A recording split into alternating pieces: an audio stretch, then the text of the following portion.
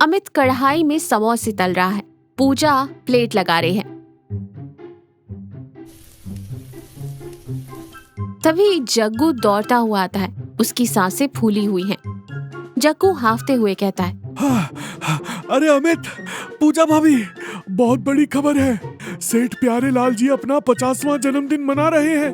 उन्होंने पूरे फूलपुर गांव के लिए एक कुकिंग चैलेंज रखा है।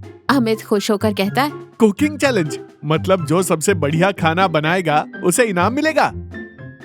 अरे इनाम छोटा मोटा नहीं है मेरे भाई। जो सबसे अनोखी और विशाल डिश बनाएगा, सेठ जी उसे गांव के चौराहे पर एक पक्की दुकान खुलवा कर देंगे। मैं तो जा रहा हूँ तरबूज के साइज का रसगुल्ला बनाने। तुम लोग अपने ये छोटे छोटे समोसे बेचो। वो हंसता है और चला जाता है। अमित उत्साह में चम्मच हिलाता है और कहता है, पूजा सुन रही हो? पक्की दुकान, हम महासमोसा बनाएंगे। एक ऐसा समोसा जो पहाड़ जैसा दिखेगा। पूजा मुस्कुराते हुए तंज कसती है। पहाड़ जैसा समोसा? अरे मेरे मुंगेरी लाल, पहले ये सोचो कि पहाड़ जितना समोसे के अंदर का आलू कैसे पकेगा। बाहर से जलकर कोयला हो जाएगा और अंदर से आलू कच्चा निकलेगा। सेठ जी का पेट खराब हुआ ना तो पक्का दुकान नहीं, पक्का बोरिया बिस्तर गोल हो जाएगा हमारा। अमित मायूस होकर कहता है, बात तो तुम्हारी सही है। महासमोसे को तलने के लिए तो स्विमिंग पूल जितनी बड़ी कढ़ाई चाहिए। हमारा सपना तो कढ़ाई में ही डूब गया। पूजा दिमाग लगाते हुए कहती है, रुको, अगर हम थोड़ा अलग सोचे तो? एक कहावत है ना, अक्ल बड़ी या भैंस। हम समोसे को बड़ा नहीं करेंगे, समोसे के आइडिया को बड़ा करेंगे। मेरे पास एक धांसू तरकीब है। पूजा अमित के कान में कुछ फुसफुसाती है। अमित की आंखें खुशी से बड़ी हो जाती है। दूसरा दिन, अमित और पूजा बहुत सारे आलू उबाल रहे हैं और मैदा गूंद रहे हैं। तभी जग्गू मुंह लटकाए हुए वहाँ आता है। क्या हुआ जग्गू भाई, तुम्हारा तरबूज जितना रसगुल्ला बन गया क्या? जग्गू रुआसा होकर कहता है, अरे काहे का रसगुल्ला? मैंने चाशनी में इतना बड़ा रसगुल्ला डाला तो वो वजन से फट गया और पूरी कढ़ाई में हलवा बन गया। मेरी तो सारी मेहनत और पैसा डूब गया अमित। अब मैं चैलेंज में हिस्सा नहीं ले पाऊंगा। अमित और पूजा एक दूसरे को देखते हैं। अमित जाकर जग्गू के कंधे पर हाथ रखता है। अरे दोस्त, कोई बात नहीं।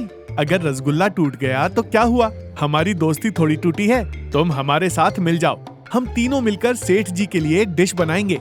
पक्की दुकान मिली तो आधी तुम्हारी, आधी हमारी। जग्गू भावुक होकर कहता है, सच में अमित, तुम मुझे अपने साथ मिला रहे हो। तुम बहुत अच्छे हो यार। बताओ क्या करना है? तभी पूजा हंसते हुए कहती है, अरे रोना धोना बंद करो और आलू छीलो जग्गू भाई। हमें एक नहीं पूरे 100 क्रिस्पी समोसे बनाने हैं और फिर उन 100 समोसों को मिलाकर बनेगा हमारा महासमोसा। जग्गू कंफ्यूज्ड है। 100 समोसे?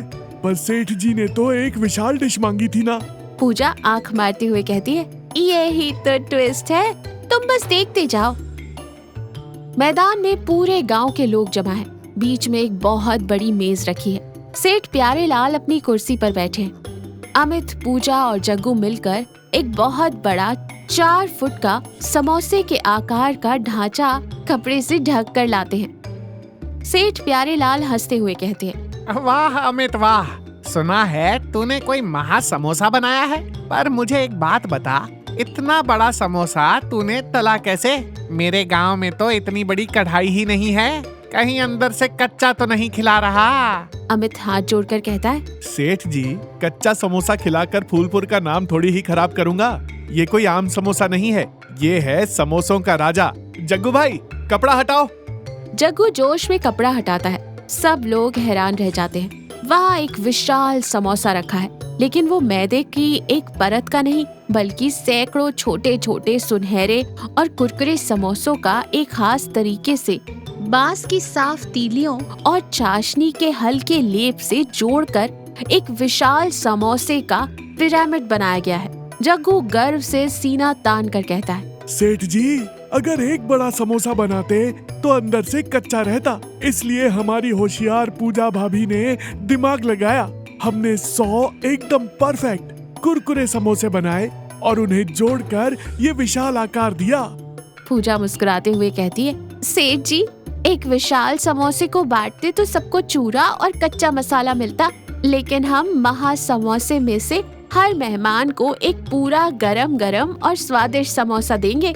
आकार भी विशाल और स्वाद भी बेमिसाल। सेठ प्यारेलाल अपनी जगह से उठते हैं। वो पिरामिड के पास जाते हैं। माहौल में शांति है। सेठ जी धीरे से एक समोसा निकालते हैं जिससे पिरामिड नहीं गिरता, क्योंकि वो अच्छे से सेट है। वो एक बाइट लेते हैं। सब लोग सांस रोके खड़े हैं। सेठ प्यारेलाल आंखें बंद करके चबाते हैं। फिर अचानक उनकी आंखें खुलती हैं और वो कहते हैं, अरे वाह, क्या कुरकुरापन है, और अंदर मसाले में जो धनिया और पुदीने की चटनी का जादू है। उफ, मजा आ गया।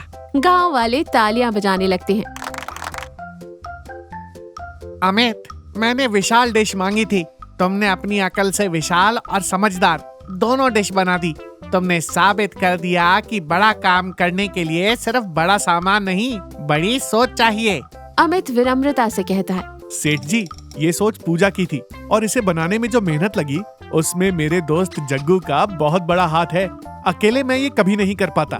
सेठ प्यारेलाल खुश होकर कहते हैं, बहुत बढ़िया। जो इंसान अपनी कामयाबी में अपने दोस्तों और परिवार को साथ लेकर चले, असली विनर वही होता है। कल ही चौराहे वाली दुकान की चाबी ले लेना। आज से वो अमित जग्गू मिष्ठान और समोसा भंडार के नाम से जानी जाएगी। जग्गू खुशी से उछलते हुए कहता है, अरे वाह अमित भाई, आज तो मजा आ गया। पूजा हंसते हुए कहती है, ज्यादा मत उछलो जग्गू भाई, अभी इन 100 समोसों के साथ मेहमानों को चटनी भी परोसनी है। चलो काम पर लगते हैं। सब लोग ठहाका लगाकर हंसने लगते हैं। सेठ जी खुद प्लेट लेकर समोसे बांटने लगते हैं। अमित, पूजा और जग्गू खुशी खुशी सबको समोसे परोस रहे हैं। तो इस कहानी से हमने क्या सीखा? मुसीबत या चुनौती कितनी भी बड़ी क्यों ना हो, अगर हम सही दिमाग लगाएं और अपनों के साथ मिलकर काम करें तो हर चुनौती आसान हो जाती है। एकता और सूझबूझ ही सबसे बड़ी ताकत है।